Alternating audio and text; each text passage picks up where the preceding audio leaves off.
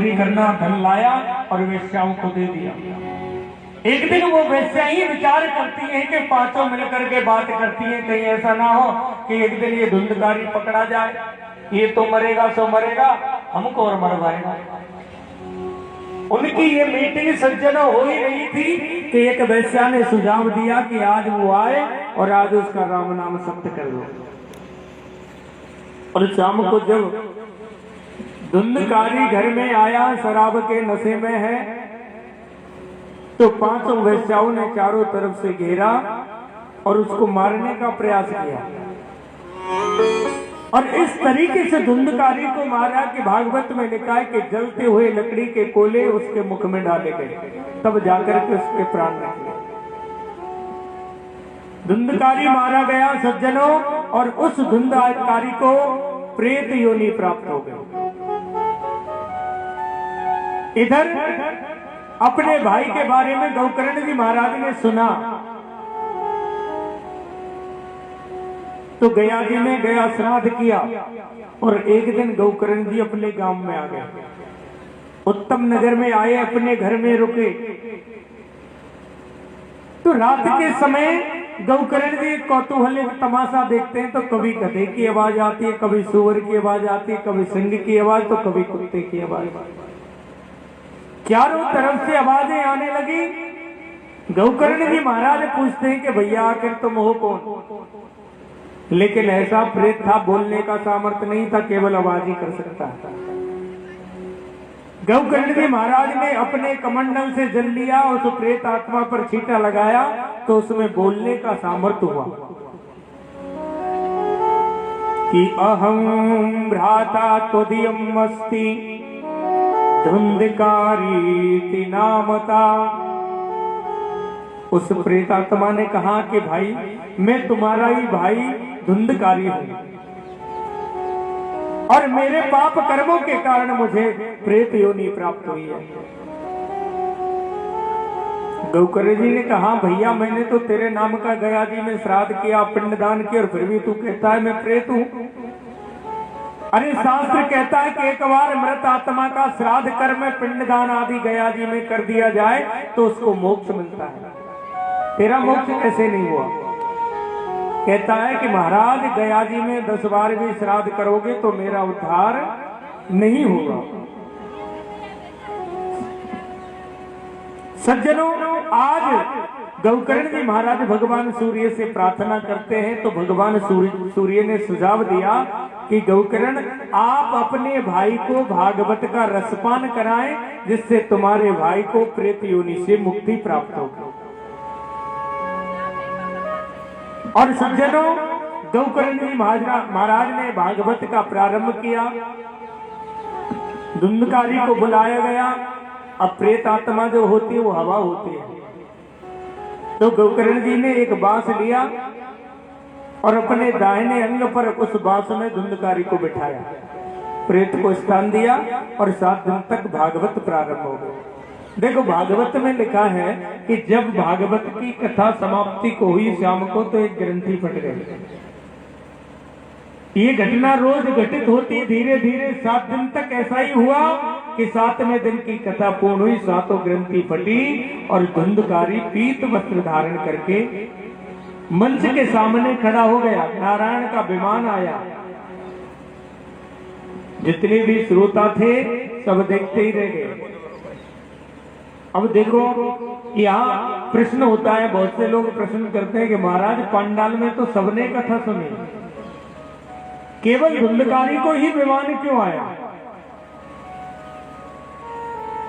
सज्जनों, श्रीमद् भागवत के बहुत बड़े बड़े नियम हैं। हम लोग नियम भी नहीं कर पा सकते और नियम से सुन भी नहीं सकते।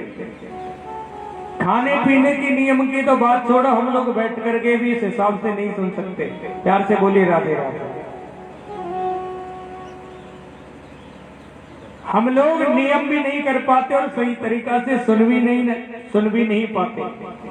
अब देखो सुनने का भाव होता है, एक तो ऐसी सुनी जाती है कि जिसको हृदय में उतारे, एक कथा ऐसी सुनी जाती है कि यहाँ से सुना और प्रसाद लेने के बाद यहाँ से निकाल दिया। प्यार से बोलिए राधे राधे। वो कथा प्रभावी नहीं हो सकती। धुंधकारी ने 7 दिन और 7 रात्रि तक बांस में रह करके श्रीमद् भागवत कथा का रसपान किया, निराहार रह करके। ऐसे ही वक्ता थे और ऐसे ही श्रोता थे। अब श्रोता वक्ता दोनों ही, देखो भागवत की कथा के नियम आते कि भागवत कैसे सुनी जाती है और भागवत कब कराई जाती है। तो देखो भागवत कराने के जो महीने हैं, ये पहले ब्राह्मण के पास में जाए, ब्राह्मण से भागवत का सुमुहूर्त निकलवाना चाहिए कि हमें किस दिन भागवत कराने हैं।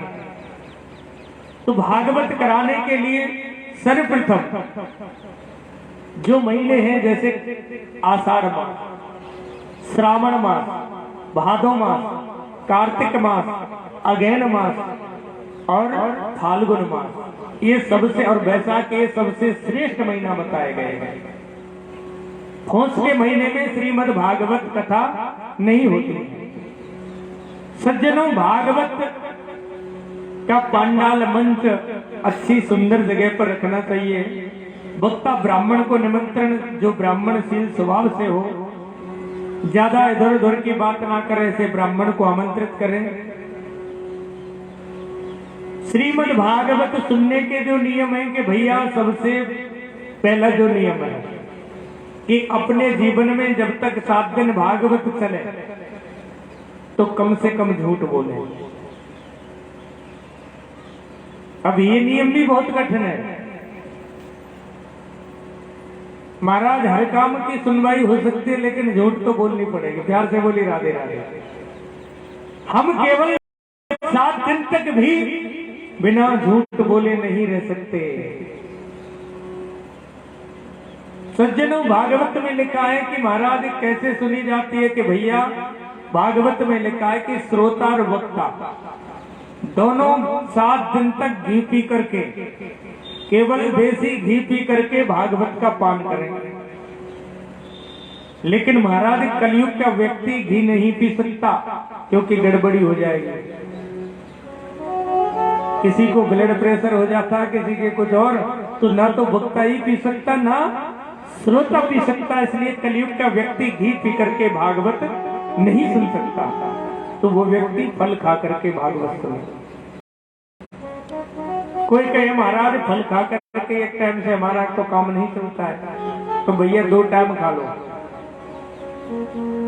कोई व्यक्ति कहे कि महाराज 2 टाइम खाने से भी हमारी पूर्ति नहीं होती है, तो भैया 4 टाइम खाओ लेकिन भागवत सुनो। एक नियम ये भी है। अच्छा, अन्न क्यों नहीं खाया जाता भागवत सुनने में? इसलिए नहीं खाया जाता कि आप लोग यहाँ बैठोगे तो अन्न खाने के बाद में आलस आता है कि इतना खाओ कि भागवत में बैठने पर हमको आलस नहीं आए। अब देखो, भागवत जी के सबसे बड़े वक्ता हैं पूज्यपाद श्री डोंगरे जी महाराज। डोंगरे जी महाराज जब भी कथा करते तो दलिया खाते थे सुबह और शाम। हल्का भोजन होता है दलिया, और दलिया खा करके भागवत करते। ये अपने भाव के ऊपर होता है कि महाराज हम एक टाइम फल में खाकर करें, या एक टाइम भोजन करके करें, या 4 टाइम खाएं। भैया, चाहे 1 टाइम खाओ चाहे 10 टाइम खाओ, लेकिन 7 दिन तक भागवत जरूर सुने। ये सबसे बड़ा नियम। प्यार से बोली राधे राधे। 7 दिन तक झूठ का परित्याग करें, बिल्कुल ब्रह्मचर्य का पालन करें, हो सके तो जमीन तकत इत्यादि पर शयन करें। 7 दिन तक छोर कर्म आदि ना करें, दाढ़ी, नाखून, बाल आदि बनवाना, ये 7 दिन तक ना करें।